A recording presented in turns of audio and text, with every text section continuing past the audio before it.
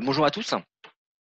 Donc moi, je suis chargé d'animer ça, enfin de présenter, d'introduire cet atelier en vous présentant, en détaillant, le thème qui est suivant, le levier pour atteindre des constructions bas carbone efficaces dans la commande publique.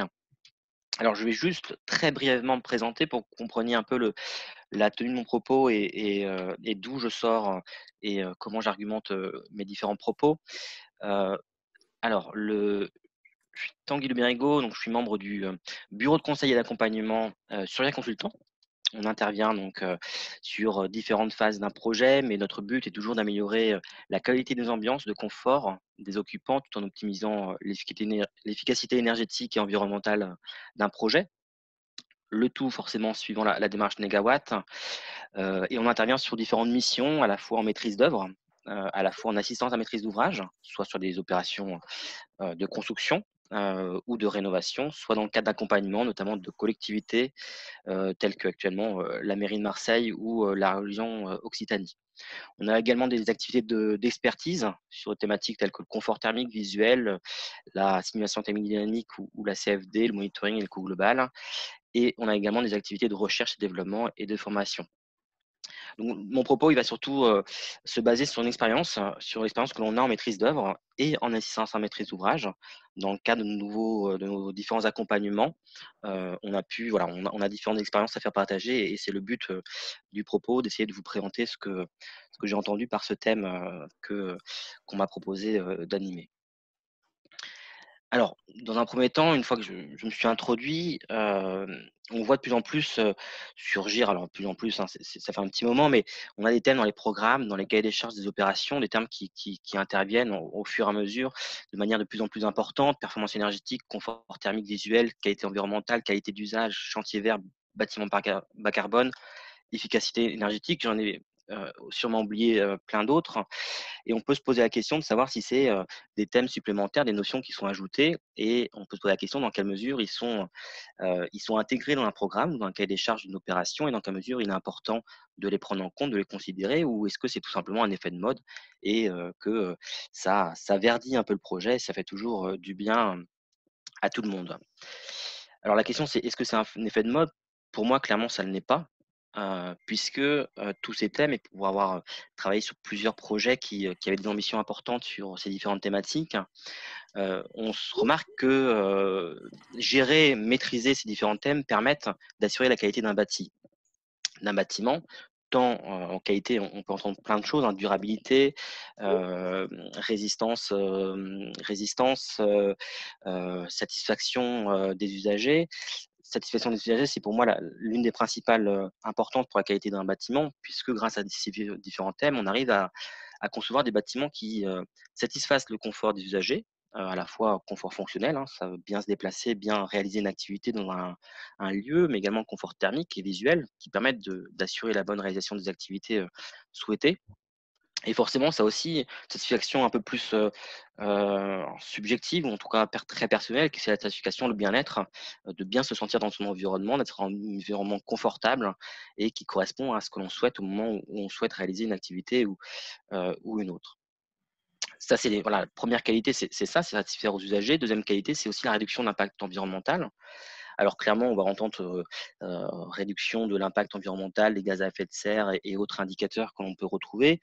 Mais c'est aussi, répondre à l'impact environnemental, diminuer l'impact via la consommation d'énergie moindre, qui est non négligeable dans le cas d'un bâtiment, des bâtiments, puisque on le sait tous, hein, réduire la consommation d'énergie est un objectif, global. Alors c'est un objectif environnemental, mais c'est aussi un objectif économique, puisque, c'est aussi un argument qu'il ne faut pas oublier, qu'il ne faut pas omettre, c'est que, avoir des projets qui soient économiquement viables, c'est aussi important et c'est primordial. Alors si on traite ces différentes thématiques, on va imaginer, et tout de suite on va dire: «Voilà, il y a un surcoût». Oui, il y a un surcoût clairement, d'améliorer la performance énergétique d'un bâtiment, d'utiliser des matériaux, biosourcés, ou certains matériaux biosourcés en tout cas. On peut voir actuellement qu'il y a il peut avoir potentiellement des surcoûts actuellement, mais c'est un surcoût, il ne faut pas oublier que c'est un surcoût à l'investissement. Sur du long terme, si on utilise et si on étudie un bâtiment sur, sa durée d'exploitation, sur une durée éventuellement moyenne de 50 ans, on remarque qu'au final les coûts d'investissement représentent que 25 des coûts réels du projet et que tout le reste, c'est l'exploitation, c'est les consommations d'énergie, c'est le renouvellement des matériaux qui n'ont pas été choisis de bonne qualité, c'est la détérioration des matériaux puisque les usagers, ça ne correspondait pas aux usages que souhaités par les occupants du bâtiment, et cetera, et cetera. On rend compte que ces 75 du coût des coûts du bâtiment sont importants à prendre en compte et encore une fois, assurer la qualité d'un bâtiment a un impact sur ce bilan économique en coût global. Voilà, ceci étant dit, du coup, on sait, on se motive, voilà, il faut faire des bâtiments performants et l'objet de cette intervention, c'est de dire, voilà, comment on peut, alors ce sera certainement pas exhaustif, mais comment on peut essayer de s'assurer d'avoir l'obtention d'un bâtiment de cette qualité.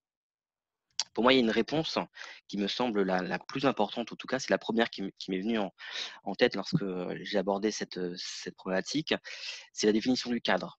Alors, bon, je vais revenir au fur et à mesure de ma présentation, mais si on veut, donc là je me situe vraiment en phase programmation ou même étude de faisabilité, si on veut avoir à cette phase-là un bâtiment qui réponde aux ambitions souhaitées, il faut définir un bon cadre dès le début qui suivra du coup le projet de l'opération de construction, de conception, de construction et d'exploitation. Et pour ça, ce cadre il doit être précis. Il ne doit pas avoir des zones d'ambiguïté dans la définition de ce cadre, dans ses frontières, dans l'interprétation éventuellement des indicateurs. Il doit correspondre aussi aux ambitions du projet, prendre en compte le contexte local, les ambitions politiques, économiques, sociétales que pourrait avoir la maîtrise d'ouvrage ou l'exploitant.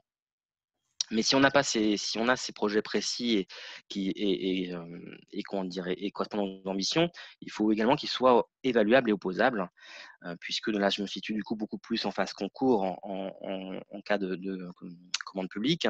Il faut pouvoir évaluer, comparer un projet par rapport à un autre, évaluer un projet par rapport à son évolution au fur et à mesure de la conception, voir s'il y a des dérives potentielles dues à des choix techniques qui sont imposés au fur et à mesure.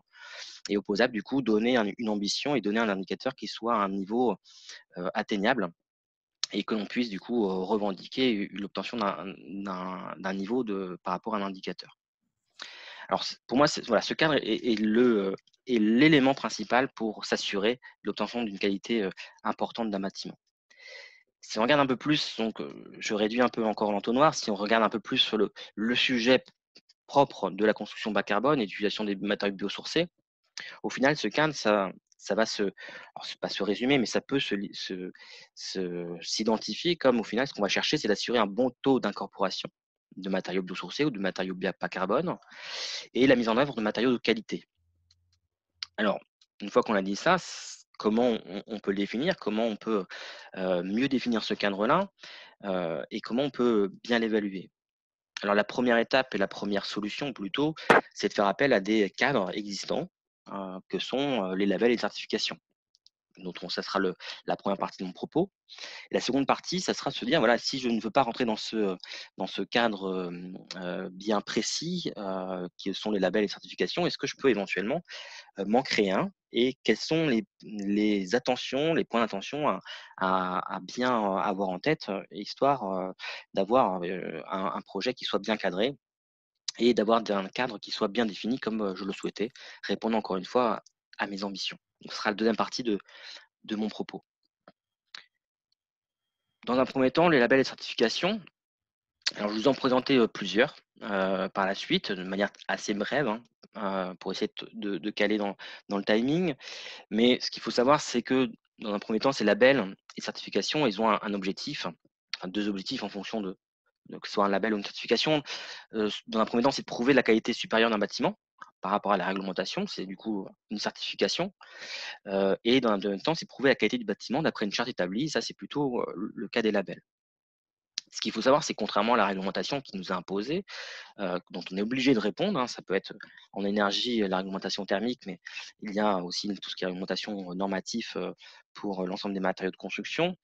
Les labels et certifications, c'est clairement une démarche volontaire, mais qui a comme volonté, qui a comme objectif de faire reconnaître la qualité d'un projet et qui permet du coup de valoriser, on y reviendra par la suite, de valoriser soit par rapport à un financeur, soit par rapport à un public, par rapport à un milieu professionnel, la qualité du bâti Et ça peut, alors je passerai très vite là-dessus, éventuellement dans certains cas, permettre d'apporter ce qu'on appelle une valeur verte au bâtiment et d'être valorisé par une augmentation de la valeur verte. Donc, ça peut passer par éventuellement une augmentation des loyers pour certains cas de figure, ou une augmentation de la vente, du prix de la vente lors d'une revente éventuelle.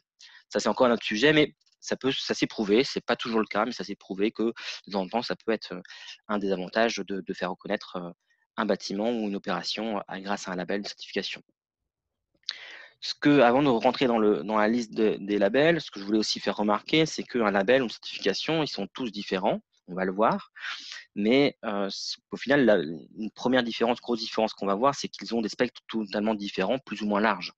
On va avoir des labels, si on rentre dedans, il va falloir voir différentes cibles, différents leviers, travailler sur différents points d'attention qui peuvent avoir des conséquences et qui aura des conséquences sur le travail et l'investissement qui sera nécessaire pour répondre à cette certification. Et puis d'autres labels sont beaucoup plus simples, entre guillemets, en termes de réponse à l'organisme certificateur, puisqu'on va être sur des labels ou des certifications monocritères. Le choix du coup du type de ce critère de label doit aussi être pris en compte en fonction du spectre souhaité. Alors, le but maintenant, c'est de voir un peu quels sont les principaux labels, qu'est-ce qu'ils peuvent apporter, quelles sont les performances qu'ils peuvent attester. Le premier label qui va correspondre et qui va nous intéresser pour porter cette problématique de bâtiment bas carbone, c'est le label HQE bâtiment tertiaire. Alors, c'est un label qui a pour vocation d'intégrer un ensemble d'enjeux environnementaux, développement durable, qui sont définis en 14 cibles que vous trouvez là à l'écran, qui sont regroupés en 4 thèmes. Alors, je ne vais pas les balayer en détail, mais vous avez 4 thèmes: l'énergie, l'environnement, le confort et la santé. Et vous voyez qu'au final, lorsqu'on regarde différentes cibles, on passe de la gestion de l'énergie jusqu'à la qualité sanitaire de l'eau ou de l'air dans le bâtiment. Donc, et en passant par les chantiers à faible impact environnemental. Donc, on est sur un spectre très large, ce qui peut être très intéressant parce que du coup, on va traiter l'ensemble des thématiques, mais ce qui peut aussi être une difficulté dans le sens où il va falloir pouvoir intégrer et travailler sur l'ensemble de ces cibles.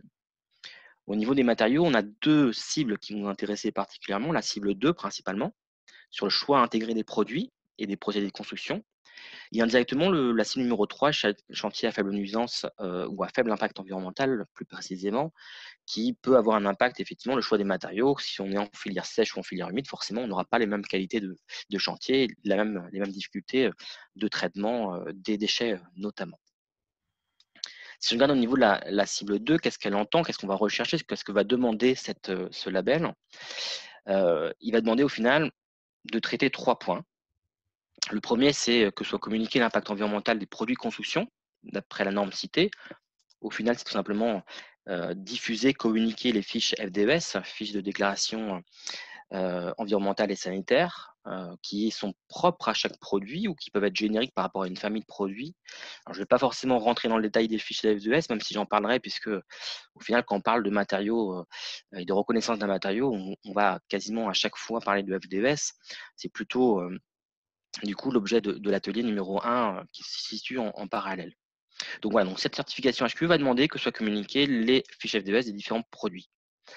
Il va aussi demander à ce qu'on regarde, à ce qu'on justifie, qu'on essaye en tout cas d'utiliser des matériaux qui proviennent d'un approvisionnement proche du chantier, donc moins consommateur en polluant de CO2. Et enfin, troisième critère, troisième demande de la part du référentiel, ils vont également avoir une exigence, demander ce qu'il y ait un volume minimum de bois qui soit utilisé, notamment via 2 taux d'incorporation, suivant le niveau souhaité. Ce que je n'ai pas dit, c'est qu'il y a 3 niveaux que l'on peut viser en HQE, soit base, soit performant, soit très performant. Et vous voyez que là, vous avez des volumes de bois qui peuvent être demandés, donc en volume par mètre carré de bois certifié, suivant l'une des 2 certifications. Alors, ça peut être intéressant, c'est une première, si on veut valoriser les matériaux biosourcés, les bâtiments carbone, ça peut être intéressant de passer par le bâtiment HQE, par la certification HQE. Sauf qu'au final, ces indicateurs-là, ils peuvent être noyés dans l'ensemble des cibles que l'on a. Le but est d'avoir une bonne note au global pour obtenir un niveau HQE bâtiment tertiaire, base, performant ou très performant. Mais éventuellement, une note peut être compensée, une mauvaise note ou une note basse d'une cible peut être compensée par une note haute dans une autre cible. J'entends qu'au final, ça ne demander un niveau moyen, performant pour un bâtiment HQE, bâtiment tertiaire, ne veut pas forcément dire, si on ne s'arrête si on ne définit pas plus, si on ne précise pas plus la volonté de la maîtrise d'ouvrage, ça ne veut pas forcément dire qu'on a un bâtiment bas carbone, ça ne veut pas forcément dire qu'on aura, un volume par mètre carré de bois certifié, mis en œuvre dans notre bâtiment. Donc attention à ça. Si on souhaite avoir une insistance particulière, il faut le préciser, et ça, on peut y revenir, si vous le voulez. Donc premier label, spectre large, des intérêts, mais des difficultés du fait de ce spectre très large. Deuxième, c'est le label, donc première certification, pardon. Donc, deuxième, c'est un label, donc j'imagine que vous connaissez, on entend de plus en plus parler, c'est l'expérimentation E+C-, qui a comme objectif d'anticiper la future réglementation environnementale 2020, qui devrait être parue, on espère, en 2021, en courant de l'été. Donc il y a le E, c'est l'énergie, diminution de l'énergie, le C, c'est diminution des émissions de gaz à effet de serre. Le but, donc on va travailler à la fois sur l'ensemble du cycle de vie par l'indicateur EGES et par également les émissions de gaz à effet de serre des produits de construction, des équipements pour le EGES PCE. Soit après, je ne vais pas rentrer dans les détails de calcul, mais au niveau donc c'est l'indicateur carbone qui vous a intéressé dans ce cas, il y a deux niveaux qu'on peut obtenir, soit le niveau C1, soit le niveau C2. Le niveau C1, au final, il a assez peu d'ambition, puisque le niveau C1, il est là, en tout cas, il est indiqué, clairement indiqué comme visant à inclure, à intégrer un maximum de bâtiments et à inciter les équipes de maîtrise d'œuvre et maîtrise d'ouvrage aussi à analyser, à faire l'analyse de cycle de vie de leur bâtiment. Donc c'est plus un niveau de sensibilisation. On peut du coup retrouver dans ce niveau C1 des bâtiments qui sont en béton, laine de verre, mais également des bâtiments bois donc on verra par la suite, un peu moins justifiés en termes de performance et de qualité d'émissions de gaz à effet de serre.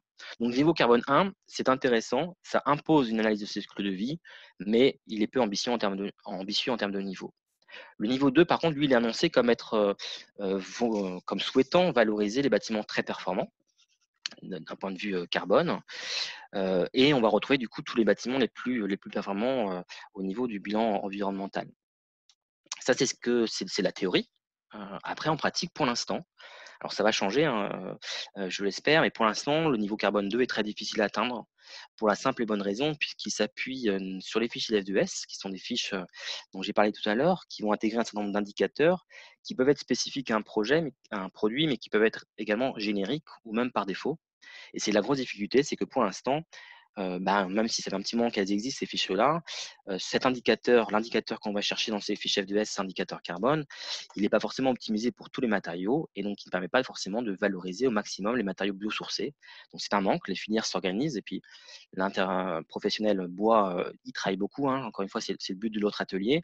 Mais pour l'instant, à l'heure actuelle, c'est très difficile à atteindre et c'est pour ça qu'on retrouve souvent des bâtiments à en bois qui sont dans le carbone 1, puisque les valeurs qui ont été choisies pour ces gaz à effet de serre ne sont pas optimum et ne sont pas encore suffisamment précises. En tout cas, l'interprofessionnel a l'objectif de les rendre précises et d'optimiser du coup l'utilisation du bois d'ici la mise en œuvre de la réglementation RE 2020. Voilà, donc intéressant, mais attention à la façon dont c'est pris en compte. On a, nous, clairement eu des déceptions sur des projets où on a visé le niveau C1 et on s'est très vite rendu compte qu'un projet optimisé en bois, laine de verre, optimisé en termes de gaz à effet de serre, pouvait être totalement pertinent par rapport et pouvait se retrouver dans la même catégorie qu'un projet bois, ce qui est un peu dommage à mon sens. Donc voilà, c'est un critère, c'est un indicateur, il va évoluer, donc à suivre, clairement, à suivre aussi les niveaux, hein, éventuellement s'ils sont modifiés dans la RE 2020. Mais pour l'instant, ça ne permet pas complètement et ce n'est pas suffisant pour permettre d'avoir un bâtiment certifié bas carbone. Ensuite, on a différents critères, toujours au niveau du bâtiment. On va avoir un critère, un label qui s'appelle label bâtiment biosourcé. C'est un label réglementaire, il y a un arrêté qui le régit. Alors l'avantage ou l'inconvénient, c'est qu'il est accessible uniquement qu'en association avec une autre certification et du coup là dans les labels et les certifications que je vous présente, il est accessible que si le bâtiment est déjà HQE bâtiment tertiaire. Donc il faut être HQE bâtiment tertiaire et ensuite on peut prétendre également, via d'autres indicateurs, prétendre à être labellisé bâtiment biosourcé. Il y a 3 critères, 3 exigences. Il faut déjà donc qu'il y ait un taux minimal d'incorporation en matériaux biosourcés, donc en kilogrammes, par mètre carré de surface de plancher. Différents taux d'incorporation en fonction du niveau souhaité, 2 ou 3. Il faut également qu'il y ait une représentativité des produits, des familles.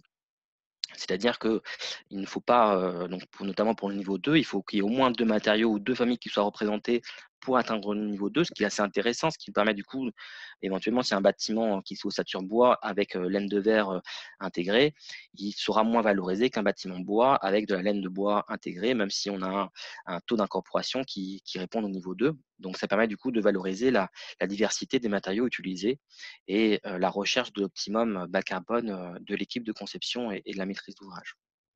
Et enfin, encore une fois, on va demander à ce que tous les matériaux soient des matériaux répondant à des fiches AEDES. L'intérêt de ce label, c'est que contrairement à l'HQ, je vous disais que les critères environnementaux, les critères matériaux pouvaient se fondre et se noyer et être perdus dans tous les critères et les exigences intégrées dans le démarche HQ. Grâce à ce label, qui est vraiment spécifique aux matériaux biosourcés, ça permet réellement de porter un peu plus loin la démarche et de vous dire, voilà, on est HQ bâtiment tertiaire, donc généralement on est bon, mais en plus, on est vraiment bon sur cette thématique et cette cible que sont les matériaux biosourcés. Je passe à un autre label, bâtiment bas carbone. Ce référentiel bâtiment bas carbone est un référentiel monocritère. L'intérêt, c'est que contrairement à l'HQ bâtiment tertiaire, on ne regardera que les bâtiments l'empreinte carbone du bâtiment. Je vais passer très rapidement, mais il y a 4 indicateurs. Les 2 premiers, c'est les émissions évitées lors de la construction raisonnée et grâce à une exploitation maîtrisée. Clairement, là, ces 2 indicateurs vont suivre la méthode E plus C-. Donc, on va voir sur une méthode similaire à la méthode que j'ai présentée précédemment. On va également regarder le critère stockage carbone. Là, on va utiliser la méthodologie du label bâtiment biosourcé que je vous ai indiqué précédemment. Et il y a également un critère innovation climat qui va permettre de valoriser la diminution des places de parking, la mutualisation des espaces, etc., etc. Le but dans ce critère-là, c'est d'avoir une bonne note, un bon score BCA, et d'obtenir, en fonction de la note obtenue dans les différents indicateurs, d'obtenir une note satisfaisante enfin satisfaisant à un niveau souhaité. Il y a plusieurs niveaux, il y a 3 niveaux également atteignables. Donc ce label, il est indépendant, même s'il utilise les méthodes précédemment citées, il est indépendant, on peut l'obtenir sans forcément suivre une autre labellisation, une autre certification. Et enfin, je voulais finir, on parle sur des bâtiments, des labels bâtiments, mais je voulais finir sur un label qui certifie si on veut pas, si on peut pas, si on trouve trop lourd, l'ambition mise sur un bâtiment. On peut aussi donner des critères, des exigences sur un label, sur un critère matériaux et notamment produits, avec le label produit biosourcé. Alors c'est un label qui est relativement récent, donc qui sera assez peu renseigné en termes de matériaux, mais qui s'est lancé. Je trouve que le principe est assez pertinent et assez intéressant à suivre de près du coup. C'est l'entreprise Caribati qui est lancée en 2017, donc qui est indépendante aux fabricants de construction de fabrication, aux fabricants de matériaux biosourcés. Mais le but de ce label, c'est de garantir la qualité d'un matériau biosourcé. Donc je suis pas rentré dans les détails, mais globalement, le souci notamment du label bâtiment biosourcé, c'est que c'est du déclaratif sur la quantité de matériaux biosourcés compris dans le produit que l'on étudie, notamment une laine de verre avec un liant végétal pourrait être valorisé. Le qualité biosourcée du matériau pourrait être valorisé. C'est ce que souhaite un peu éviter, ou en tout cas ne pas valoriser ce label produit biosourcé. Pour ça, il y a 3 prérequis. Le premier, c'est que le matériau doit intégrer un pourcentage minimum de matière biomasse. Par exemple, pour les matériaux isolants, semi-rigide, la part de biosourcés doit s'élever à 70%. On ne retrouvera donc pas des laines de verre avec des liants végétaux dans ces labellisations. Il doit être aussi apte à l'usage et donc assurable. Donc, ça veut dire quoi? Ça veut dire avoir une règle professionnelle associée ou une norme ou un avis technique qui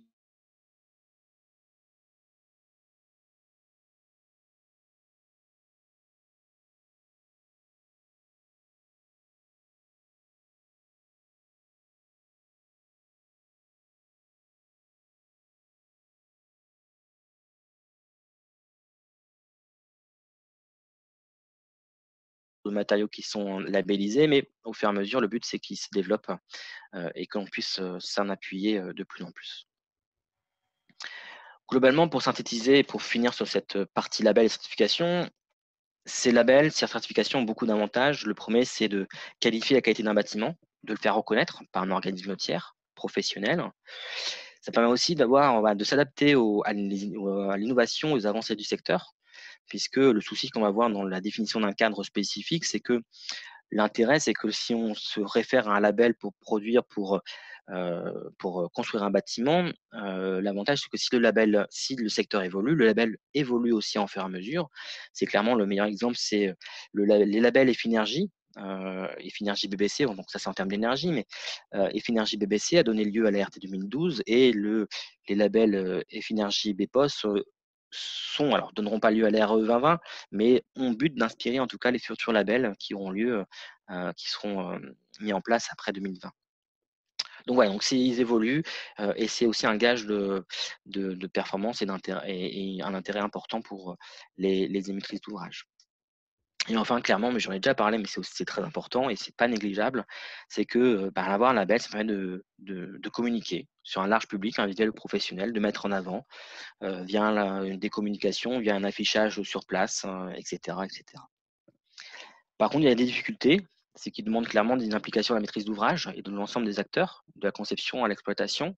Implication en termes de temps, en termes de production, de moyens de production, de justification à produire, à diffuser. Donc forcément, tout ça, c'est un impact économique et plus ou moins qui différeront forcément entre un label HQE, une certification HQE et un label produit biosourcé ou plutôt bâtiment biosourcé. On aura forcément un investissement différent, mais qu'il ne faut pas négliger et qu'il faut du coup anticiper.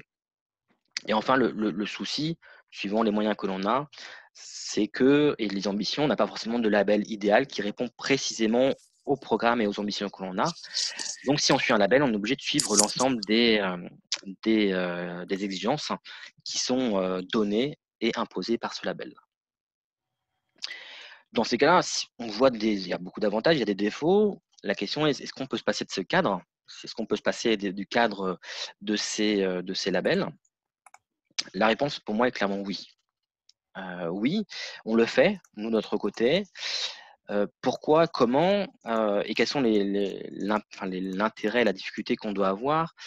Il faut dans un premier temps, si on se passe d'un label ou une certification, il faut savoir donner des indicateurs, bien définir le cadre que je vous ai annoncé précédemment. Et pour ça, il faut les maîtriser, les indicateurs, les définir leurs niveaux, les niveaux associés, les moyens d'évaluation et les moyens de contrôle. C'est pas forcément évident dans une équipe de maîtrise d'ouvrage. Certaines maîtrises d'ouvrage ont les compétences en interne, mais pas toujours.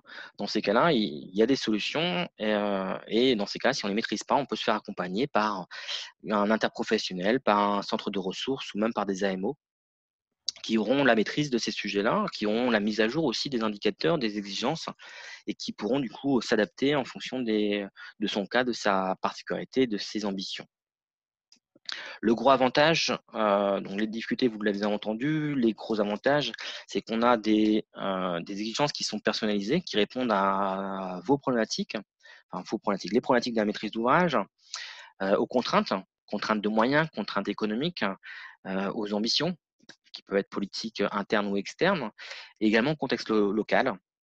Donc ça peut être non négligeable si on souhaite valoriser telle ou telle filière locale, tel ou tel système constructif. Du coup, c'est beaucoup plus simple et beaucoup plus facile de le faire via un cadre si, encore une fois, il est bien maîtrisé, il est bien communiqué. Et puis l'intérêt, au-delà du bâtiment bas carbone, c'est on peut avoir un spectre à géométrie variable, c'est qu'on peut donc insister si on n'a pas les moyens ou si on ne souhaite pas investiguer telle ou telle notion de performance, on peut aller chercher un bâtiment bas carbone qui a une bonne performance thermique ou visuelle et insister moins sur d'autres thématiques qui sont a priori qui sont jugées pour ce projet non prioritaires. Alors, un petit exemple pour illustrer mes propos, puisque forcément, si c'est un cadre spécifique, il y aura autant d'exemples qu'il y a de projets, d'opérations et de maîtrise d'ouvrage. Moi, je vais vous donner l'exemple de critères sur les matériaux que l'on vient de proposer à la ville de Marseille pour la rénovation, pour la construction de ces nouvelles écoles. Clairement, ils n'ont pas d'ambition affichée pour l'instant peut-être que ça a changé, parce qu'on a réalisé ce travail-là au printemps, donc il y a eu les élections depuis, municipales, mais hem, ils n'ont pas d'ambition de faire forcément des matériaux biosourcés, de faire pardon, des bâtiments avec des matériaux biosourcés, mais l'équipe, interne a quand même l'envie de juger, de savoir ce qu'ils font et éventuellement de les valoriser si un jour ils en ont envie. On leur a donc proposé, des indicateurs, 4 indicateurs pour être exact. Le premier, c'est le taux d'incorporation de matériaux biosourcés, qui s'inspire clairement de l'arrêté de 2012 sur, le label, bâtiment biosourcé, donc le même cadre, la même façon de calcul, ce qui me permet du coup d'être à jour et d'avoir une base solide et bien renseignée. Également le taux d'incorporation de bois, parce qu'il me semblait intéressant, par rapport à la localisation des projets, de valoriser éventuellement la filière, et d'avoir identifié, dans chaque projet le bois, la quantité de bois qui est mis en œuvre. Un autre taux, c'est l'incorporation de terre crue et de pierre, qui est très rarement mis en œuvre puisque c'est des matériaux qui sont minéraux et qui sont très rapidement, exclus des labels, des certifications qui insistent plus sur les matériaux biomasse. On a trouvé ça un peu dommage et donc on souhaite mettre en avant et que les équipes diffusent et transmettent un taux d'incorporation de terre crue et de terre pierre. Et en fait, enfin, on a un taux global qui est la somme des 3 premiers, qui est le taux d'incorporation de matériaux naturels bruts, peu transformés, qui correspond du coup à la somme des matériaux biosourcés de bois, de terre crue et de pierre. On l'a défini, on l'a exprimé en kilogrammes par mètre carré de plancher, de surface de plancher, comme beaucoup d'autres indicateurs précédemment, et on a défini le détail des calculs de ces taux dans une annexe au programme sur lequel est extrait cette donnée.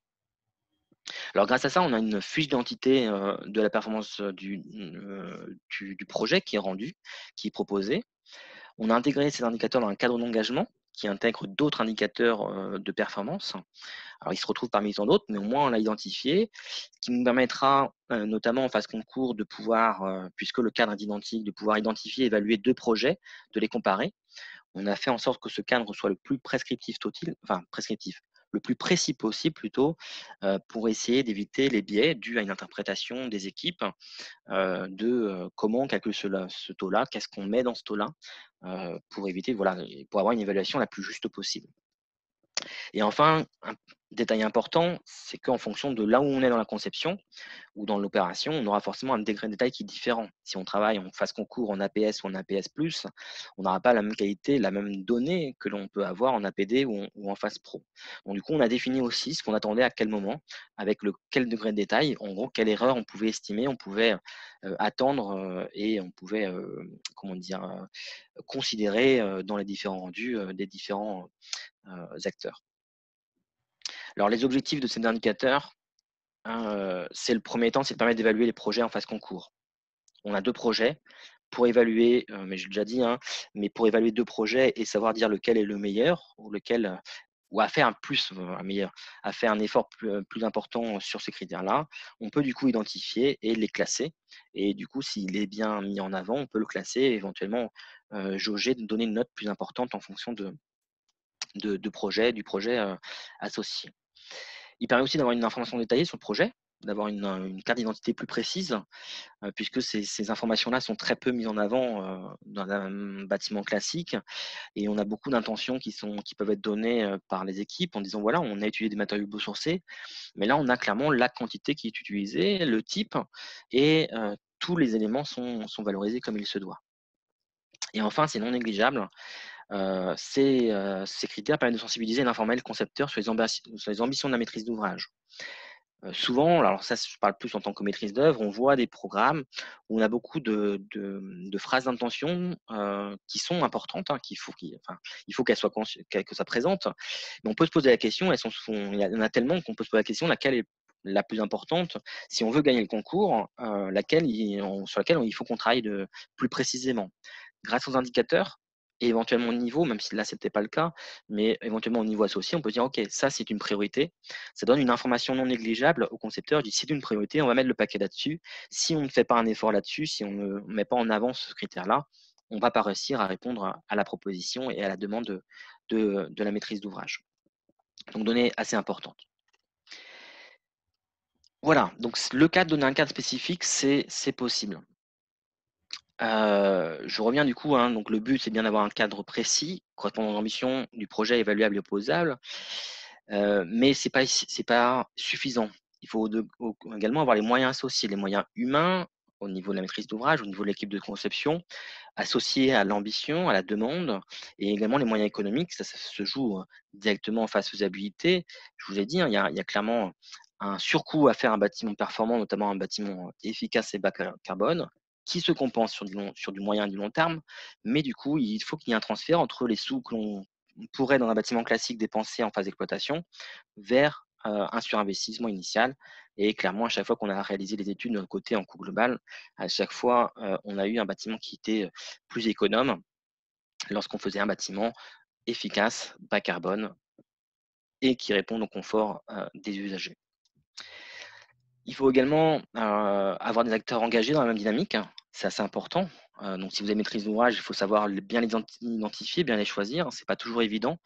Et on a eu plusieurs cas. Alors, je n'aurai pas le temps, vu l'heure, je vois aussi l'heure passer, mais je n'aurai pas le temps de détailler. Mais on a eu plusieurs exemples où on s'est rendu compte que dans l'équipe choisie autour du projet, il y avait les acteurs n'étaient pas engagés de la même façon, n'avaient pas la même ambition, les mêmes envies. Et dans ces cas-là, on devait faire des compromis, ce qui permettait du coup de perdre un peu d'ambition, ce qui est un peu dommage. Et ça, là, je parle d'une expérience à la fois en maîtrise d'œuvre, mais également en maîtrise d'ouvrage. En assistance à maîtrise d'ouvrage, ça peut arriver, d'où l'importance d'être dans toujours la même dynamique et donc de faire preuve de pédagogie, d'accompagnement. Ce qui est important, pédagogie et accompagnement, plusieurs fois on a réussi à choisir, à faire le choix d'un projet, à inciter à une maîtrise d'ouvrage éventuellement à aller dans un projet plus ambitieux sur lequel il était parti, puisqu'on lui a prouvé que non, il pouvait y aller, il ne fallait pas être frileux par rapport aux dépenses, encore une fois, à l'économie, mais qu'avoir un bâtiment qui soit performant sur l'ensemble des thématiques souhaitées, ça nous permettait d'avoir un bâtiment qui était rentable sur du moyen et du long terme.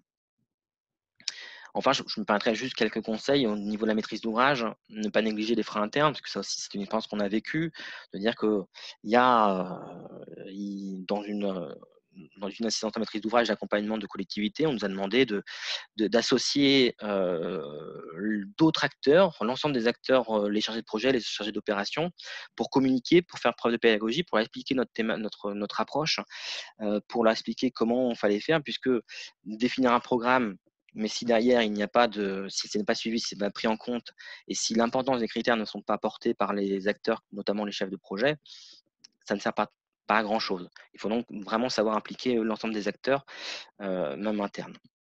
Et pour les maîtrises d'œuvre, clairement, ce qu'il faut faire aussi, c'est anticiper au plus tôt ses problématiques, ses ambitions, et savoir constituer l'équipe adéquate et l'associer dès le début, le plus tôt possible, dans la démarche de conception, pour faire en sorte qu'aucun des critères soit oublié et qu'on réponde à la demande du client et de l'usager in fine. Voilà, très rapidement, parce que voilà, je veux laisser la place un peu aux questions s'il y en a. Du coup, la synthèse, je vais le faire rapide. Il faut faire un choix, globalement, hein, pour moi, en synthèse, il faut faire un choix de l'approche en fonction de son contexte, de ses moyens. Des outils existent, ils peuvent en être imaginés, mais dans ces cas-là, il faut faire attention à ce qu'ils soient bien cadrés, bien maîtrisés. Des accompagnateurs existent, des solutions d'accompagnement existent, hein. Tout à l'heure, je parlais d'interprofessionnels, je pensais clairement à Arbocentre ou des centres de ressources à environ bas de centre, ou alors à des AMO qui soient internes ou externes.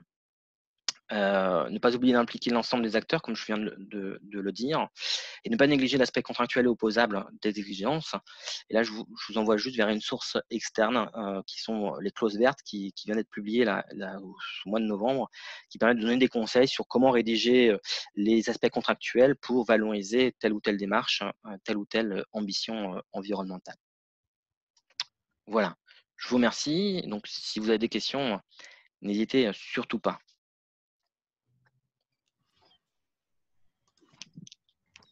Merci beaucoup Tanguy pour cette présentation. Je ne vois pas de questions arriver pour l'instant, donc n'hésitez pas à les poser. Donc c'est dans le petit, tout en bas de votre écran, vous avez une petite bulle où c'est écrit converser. Vous cliquez dessus et vous envoyez donc vos questions à tout le monde. N'hésitez pas, il ne faut pas être timide.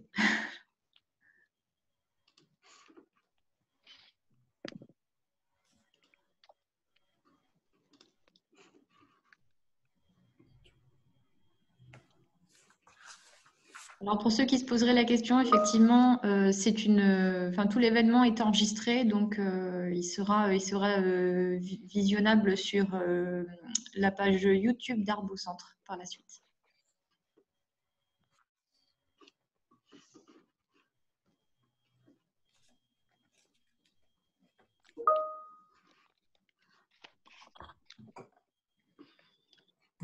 Il y a une première question. On voudrait savoir quel succès remportent ces labels. C'est une bonne question. Donc, concrètement, je ne saurais pas répondre avec des chiffres bien précis. Ça dépend de chaque label, de chaque label. Et du coup, un label, enfin, on entend bien que le label, notamment HQ, est plutôt pour les grosses opérations sur lesquelles on peut rentabiliser aussi plus. Ça, c'est un avis personnel. Et donc, on va le retrouver plus sur ce genre d'opération. Et puis des labels plus légers vont plus être adaptés à des personnes qui peuvent ou privilégiés par des opérations, dans les opérations où c'est plus accessible. Après, concrètement, je ne sais pas te dire beaucoup plus. Ils sont portés par la plupart de ces labels-là. Les certifications sont portées par Certivia.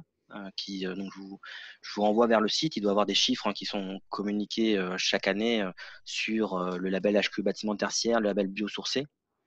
L'intérêt, c'est que pour ces labels-là, on a un seul certificateur, donc ou un principal pour le bâtiment tertiaire en tout cas, qui permet du coup de centraliser et d'avoir une vision assez globale sur l'efficacité. Après, le label, si on parle de certains labels, notamment le label E+C-, pour l'instant, c'est un label qui anticipe la réglementation, que beaucoup de bâtiments ont testé, essayent. C'est présent dans tous les moteurs de calcul. La démarche, en tout cas la méthodologie E+C-, elle est accessible, elle est de plus en plus demandée. Après, voilà, je pense que ce label, notamment ce label-là, il va évoluer et clairement, il va évoluer lorsque la réglementation va sortir officiellement et il sera nécessaire et obligatoire de la suivre.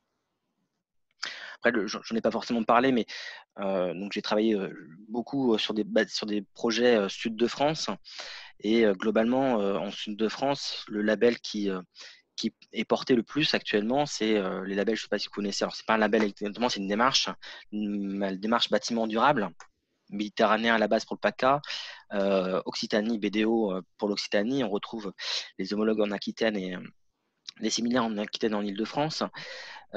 Ces labels sont des labels ces démarches plutôt, parce qu'il y a une petite différence, rencontrent beaucoup de succès puisqu'ils sont beaucoup plus souples, plus accessibles et adaptés au contexte local, régional plutôt, pour être plus précis. Donc c'est vrai qu'il y a un réel intérêt, il y a un réel engouement. Je vous avoue aussi que c'est aussi porté par des financements publics. Donc il y a des subventions qui permettent de valoriser un peu plus aussi les bâtiments qui suivent cette démarche. Mais la plus grande force de ces démarches, c'est clairement une adaptation et une souplesse que pourraient avoir moins des gros labels portés par des certificateurs tels que Certivia. Donc pour moi, il me semble que ces labels-là, pour l'instant en tout cas, ils ont le vent en poupe, ils se développent de plus en plus.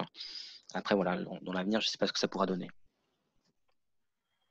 Oui, j'ai une question à poser concernant les indicateurs. Est-ce que, souvent, il y a des obligations d'utiliser le bois, l'utilisation d'utiliser des matériaux biosourcés dans les appels d'offres avec les collectivités, mais il n'y a pas de critères d'appréciation. Donc, est-ce que ces indicateurs sont de plus en plus utilisés? Est-ce que c'est une vraie tendance? Parce que jusqu'ici, on constate qu'il y a des intentions, mais que les maîtres d'ouvrage ne sont pas très sérieux et ne respectent pas les intentions qu'ils ont données au début. Qu'est-ce que vous en pensez? Oui, je pense que pour moi, il y a deux réponses. Il y a deux parties dans la réponse en tout cas. Il y a une partie, si les maîtrises d'ouvrage n'arrivent pas à suivre et n'arrivent pas si l'indication ou l'envie ne reste qu'une lettre d'intention du programme, c'est clairement qu'il y a tellement de critères dans un projet de construction, de conception, qu'au final, et différents acteurs, dans un jury, notamment en commande publique, il va y avoir un jury plus utilisateur, un jury professionnel et un jury technique. Et au final, ils ne recherchent pas tous les mêmes performances. Et certains indicateurs ou certaines exigences peuvent être noyées au final. Et on peut retrouver, j'ai un exemple, mais je ne citerai pas, mais d'un projet qui avait une ambition théoriquement environnementale, Sauf que le poids, on était AMO dans ce projet-là, sauf que le poids de l'environnement a été un peu moindre sur la décision finale, et c'est le jury qui a plus pris la décision sur un coup de crayon qui est important aussi, mais où c'est d'autres intentions, notamment architecturales. Et donc, on a perdu, on n'a pas pris bien au-delà le meilleur projet qui était le plus performant et qui répondait plus aux exigences environnementales. Donc, pour ça, j'insistais sur le niveau et sur l'implication de tout le monde. Si on veut, ça c'est plutôt un travail qui a réalisé au niveau de la maîtrise d'ouvrage, si on souhaite vraiment valoriser un bâtiment par rapport à un indicateur, notamment là les indicateurs biosourcés qui nous intéressent, il faut se donner les moyens, il faut impliquer tout le monde, il faut donner du poids notamment en phase de sélection à ces critères-là. Après, pour répondre à la seconde partie, pour la seconde partie de ma réponse, effectivement, l'idée, et c'est ce qu'on nous on essaye de plus en plus, mais c'est très difficile, c'est de donner des niveaux d'exigence qui pourraient être éventuellement opposables. J'en ai parlé, mais en fait, dans mon exemple, je ne l'ai pas cité, j'en ai pas donné. Alors certes, parce que là, dans l'exemple, c'était la ville de Marseille qui n'a pas cette ambition-là pour l'instant, mais même ça, on a voulu leur donner, on a voulu faire on a fait de la recherche pour essayer de trouver des indicateurs avec un niveau souhaité, opposable éventuellement, et c'est très difficile puisque d'un projet à l'autre, chaque projet de construction est un prototype. Et donc, il est très difficile de trouver un bon indicateur avec le bon niveau et se dire que, voilà, par exemple, sur mon taux d'incorporation, alors, qui est le moins connu parce que c'est le taux d'incorporation de pierre et de terre, au final, cette donnée-là, elle n'est jamais calculée. Donc là, notre ambition sur ce projet de la ville de Marseille, c'est de leur proposer, de leur demander qu'ils indiquent. Et on espère qu'au fur et à mesure, ils ont plus de 500 écoles dans leur parc immobilier, on espère qu'au fur et à mesure, on ait des données, des remontées de terrain et qu'on puisse voilà, consolider et donner éventuellement des niveaux sur du long terme. Mais effectivement, pour l'instant, c'est une difficulté. Et à part si on suit vraiment un label, un indicateur qui est réglementaire avec un niveau associé, mais qui a des inconvénients, il est très difficile d'avoir un indicateur opposable, concrètement. Merci de votre réponse. Autre question. Désolée, Coût Francis, je global. vous coupe parce qu'il y avait déjà une autre Ah bon, question. non, voilà, allez-y, allez-y. N'hésite pas à la poser par écrit, par contre. D'accord, d'accord. Donc, en fait, il y a un constat aussi qui est fait, c'est que par rapport à la complexité voilà, que peut représenter ces labels, parfois, en fait, des maîtres d'ouvrage refusent de faire labelliser. Donc, est-ce que par rapport à des projets qui pourraient offrir un niveau équivalent, il se serait possible de soit passer vers le label Passive House, soit en fait, voilà, savoir si les labels sont vraiment des leviers efficaces en fin de compte. C'est efficace, oui. Ils sont simples parce enfin simples, non pas forcément, mais l'intérêt c'est qu'il y a un cahier des charges défini, facile à obtenir, à lire, pas forcément facile à y répondre, avec un cadre qui est défini, qui est mis à jour éventuellement, etc. Donc c'est une facilité. Et il y a un affichage, il y a une communication aussi dans tous les labels. Il y a une partie communication, comment vous pouvez communiquer sur votre projet.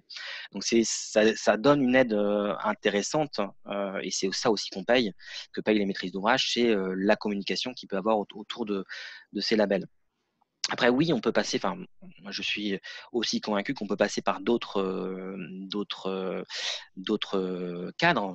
On le fait assez régulièrement, en assistant à un maître d'ouvrage, on propose des cadres, mais c'est assez difficile, pour être honnête, et je pense que vous l'avez senti, c'est assez difficile il faut bien maîtriser, il faut que la maîtrise d'ouvrage soit bien encadrée pour vraiment avoir le cadre et donc du coup le programme qui corresponde vraiment à la demande. Et qui soit actualisé, puisque ça va à une vitesse aussi. Comment dire, on évolue de plus en plus en termes de réglementation, de législation, de fabrication, de performance des matériaux. Donc c'est une réelle difficulté de passer par un cadre spécifique. Mais voilà, si on se fait encadrer, si on se fait aider, si on n'a pas les compétences, moi je trouve que c'est aussi une bonne solution. Après, en termes de communication, on n'a pas le même poids en termes de communication et de valorisation derrière. On peut toujours avancer que c'est un bâtiment biosourcé, un bâtiment bas carbone, mais voilà, on n'a pas la validation, la certification par un organisme tiers. Après, est-ce qu'on le fait pour une communication externe ou est-ce qu'on le fait pour des ambitions plus spécifiques, propres? Ça dépend aussi de son terrain d'action et de sa volonté politique.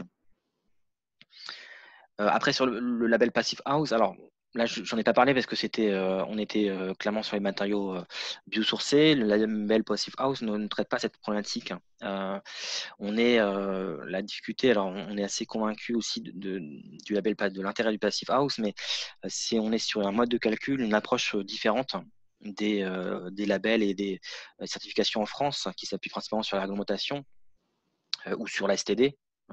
Mais là, je n'en ai pas forcément présenté. On est plutôt là sur les labels que j'ai présentés sur la réglementation, qui a beaucoup d'inconvénients.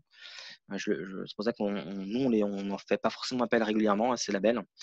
On préfère concevoir par rapport à une STD, une simulation thermique dynamique, ou par rapport au référentiel Passive House. Mais encore une fois, là, on n'était pas sur la thématique abordée aujourd'hui, puisque Passive House va traiter plutôt la consommation d'énergie, un petit peu le confort et actuellement, maintenant, les énergies renouvelables, mais c'est assez récent. Donc, on n'est pas sur le même cadre, mais clairement, grâce au Passive House qui a fait ses preuves depuis quelques dizaines d'années, on arrive quand même à avoir des bâtiments extrêmement performants et qui ont une qualité très, très importante. Merci. Donc, je vais vous poser une dernière question et je vois le temps qui passe, donc on va devoir passer à la remise des prix. La question, en fait, elle est un peu en deux temps. La première partie, ce serait de savoir combien ces labels coûtent et s'il y a des subventions pour accompagner en fait la prise en charge. Et puis, savoir aussi quels sont les acteurs qui établissent les cahiers des charges. Le coût, ça varie beaucoup d'un projet à l'autre. Nous, on estime que pour une ambition, lorsqu'on intervient en définissant un cadre spécifique, notre intervention en tant qu'AMO, elle peut représenter un surcoût d'une intervention d'AMO classique de 10 ou 20% en fonction de l'opération. Mais ça a aussi un surcoût du coup sur les choix qui sont indiqués. Et donc, on peut avoir en moyenne, alors c'est très, très grossier, mais on peut avoir cet ordre de grandeur d'augmentation des prix aussi, de coût de la construction. Mais encore une fois, ça se rentabilise sur du moyen et du long terme. Sur les subventions, il existe des subventions. Alors, la difficulté, c'est qu'encore une fois, j'interviens beaucoup au sud de France et la sud de France valorise, Occitanie et PACA, valorise beaucoup la démarche BDM et BDO, qui est une démarche propre. Et là, oui, il y a des subventions qui sont non négligeables et qui aident aussi au bilan clairement économique du projet. Ça, je pense aussi, moi, je suis convaincu que des leviers locaux qui s'appuient sur des certifications ou des labels seraient indispensables. Mais à ma connaissance, du coup, là, j'ai plus de doutes dans mon propos. Donc, à aller plus loin, si éventuellement il y a des personnes qui sont plus compétentes là-dessus, ça existe peu en gros de subventions localement. Et je pense que c'est vers là qu'on devrait aller pour pouvoir vraiment valoriser ce type de qualité de bâtiment. Et du coup, j'ai été concentrée sur les autres questions et sur le temps. Est-ce que vous avez répondu à la question des acteurs qui géraient le cahier des charges? Oui, non, effectivement. Eh ben, les facteurs, le cahier des charges, alors ça peut être un programmiste. Enfin,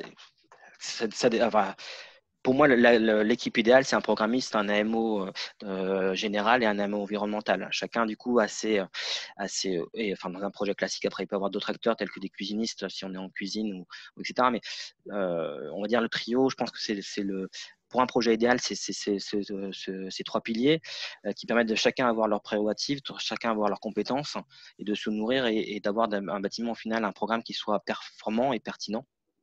Donc voilà, c'est les trois acteurs principaux. Et forcément, la maîtrise d'ouvrage est associée de manière très fine et très précise pour valider l'ensemble des choix.